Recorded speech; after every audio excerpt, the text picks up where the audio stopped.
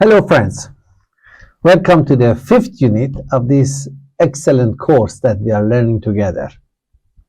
As you remember, in Unit 4, we discussed about the first moral capability, which is about managing our life and affairs with rectitude of conduct. We first clarified the concept, what does rectitude of conduct mean? Then we discussed a skill to be able to identify principles in any given situation of moral dilemma. We also discussed about some qualities, some spiritual qualities we should have, such as truthfulness, honesty, sincerity, faithfulness, justice. And we also talked about some attitudes that we should have, because attitudes are reflections, in fact, they are expressions of the moral qualities that we have. Although one cannot see the moral qualities that others may have, but the attitudes are seen in our manners and in our behaviors. So attitudes are like the edifice which is built on the foundation of our moral qualities. There were also more skills that we learned, for example, to identify, to distinguish truth from falsehood, especially when they're so much mixed up together. How do you separate them from each other? How to avoid situations that may seem innocent, but then will demand from you to go out of the straight path. And we had also some good creative activities that you must have carried out. So, our discussion so far indicate that you are among such people who believe in the principle of oneness of mankind, and you believe that at this point in the history there is a great need for unity of the whole human race. So now we are going to discuss about the capability of helping others overcome moral dilemmas. What we have discussed so far will surely be helpful to you to have rectitude of conduct throughout your life. Although development of qualities, attitudes, skills, and abilities that we have discussed are very important, to have a life of rectitude requires us to remain committed to it always. The analysis we have done so far is only the first step. We should engage in a long process of action, reflection, learning.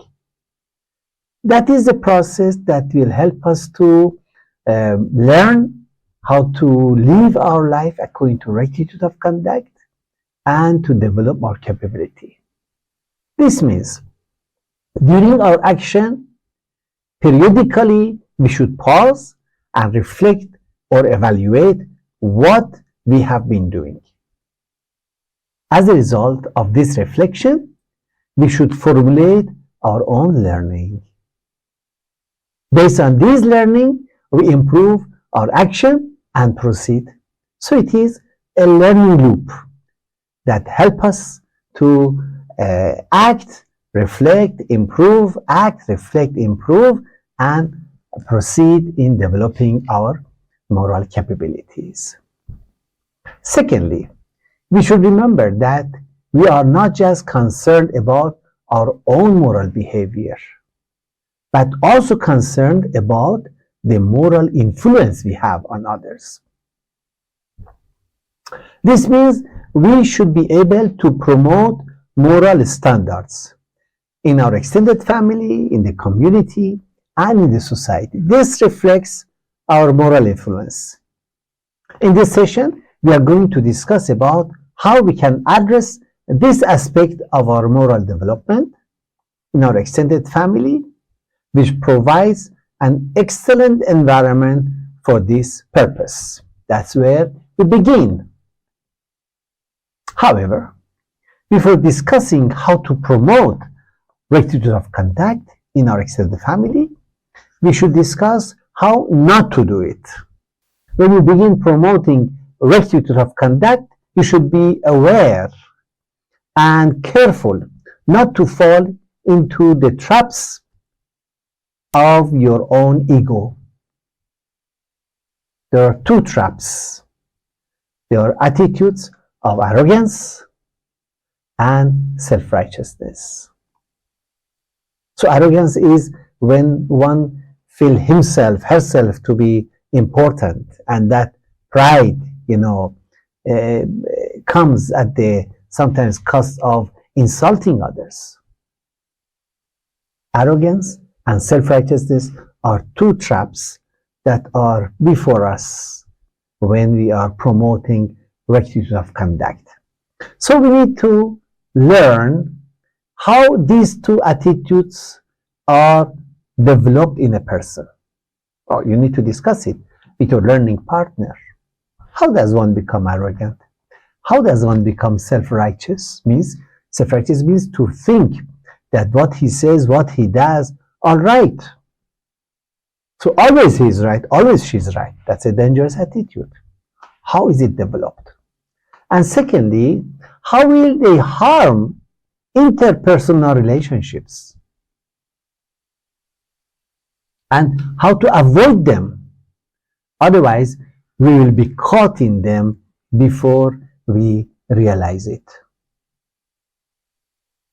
Quite dangerous for our moral development and our moral capability building.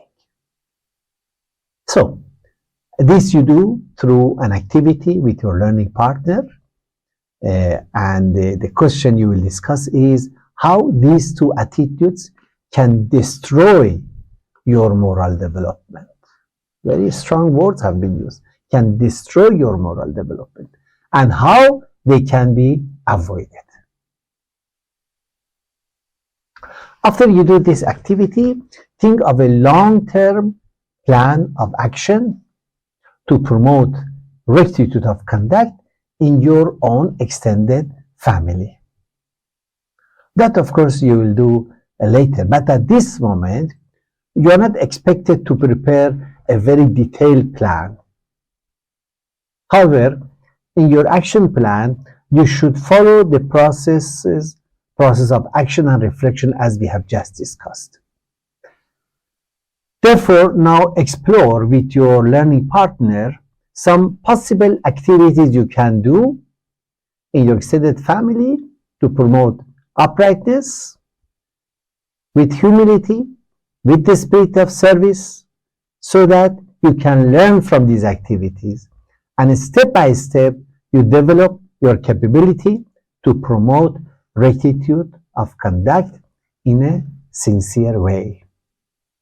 Now that you have discussed about your own extended family and the kind of words and actions that can make you a trustworthy member of your family, and you develop your capability through some actions that you can do, now there's an activity called preparing for action.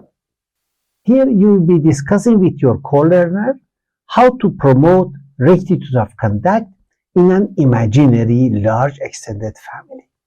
Make sure that in your discussions you do not include any actual member of your family. Otherwise, what's the problem? This will betray the confidence they have in you, and it is not according to the standards of your rectitude of conduct. So in your discussion, you should consider about the words and actions one should have, so that the members of his extended family accept him as a trustworthy person, and thus he can have a positive influence on them. So while discussing, you should also consider different members of that family. For example, how will you help education of the children of the family? How will you help to arrange the affairs of that immediate family members? How will you help those who have bad habits to overcome them? Or how will you help the family members to understand important concepts related to the rectitude of conduct? We have discussed many of these concepts so far. And how to develop healthy attitudes, skills, and abilities, especially by those who are younger than you, by your peers, and by the elder members of the family. Now, there is an assignment for you, and that is promoting rectitude of conduct in your extended family. Please go through the assignment details and then complete it and submit your report. Thank you.